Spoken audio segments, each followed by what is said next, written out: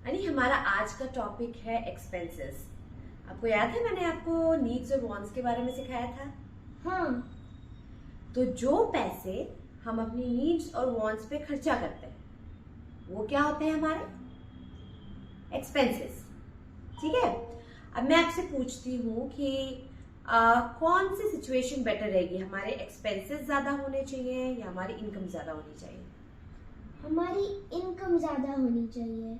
That's right. क्यों? क्योंकि अगर हमारी इनकम ज्यादा रहेगी तो वो ज्यादा सेफ रहेगा। करेक्ट। तो हम तीनों सिनेरियोस डिस्कस करते हैं। फर्स्ट, जब हमारे एक्सपेंस हमारी इनकम से ज्यादा है, मतलब फॉर एग्जाम्पल हमारे पास 100 रुपीज आ रहे हैं और हम 120 रुपीज खर्चा कर रहे हैं। अब उससे क्या होगा कि जो वो एक्स्ट्रा 20 रुपीज की जरूरत हमें पड़ रही है वो हमें कहीं से लेना पड़ेंगे। और मनी डजंट कम फ्री, कोई भी हमें फ्री में पैसा नहीं देगा, तो हमें उसको लोन के रूप में लेना पड़ेगा।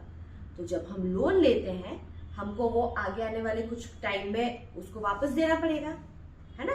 तो वो भी हमारे एक्सपेंस में जुड़ जाएगा।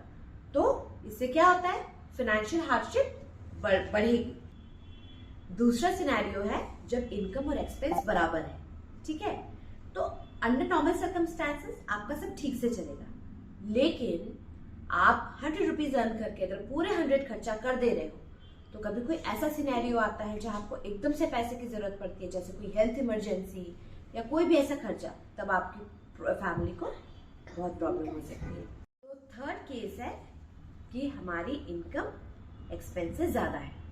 ये बेस्ट केस सिनेरियो है, क्योंकि जब आपकी इनकम ज्यादा होगी आप अपने नीड्स को प्रायोरिटाइज करते हो और सारी नीड्स को मीट करने के बाद भी आपके पास पैसे बच रहे हैं।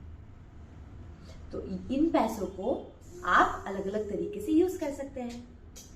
आप अपनी नीड्स मीट करने के बाद अपनी वांट्स पे ध्यान दे सकते हैं, जैसे कि आपको कभी कोई साइकिल लेनी हो, कोई टॉय लेना हो या फिर कहीं पर घूमने जाना हो।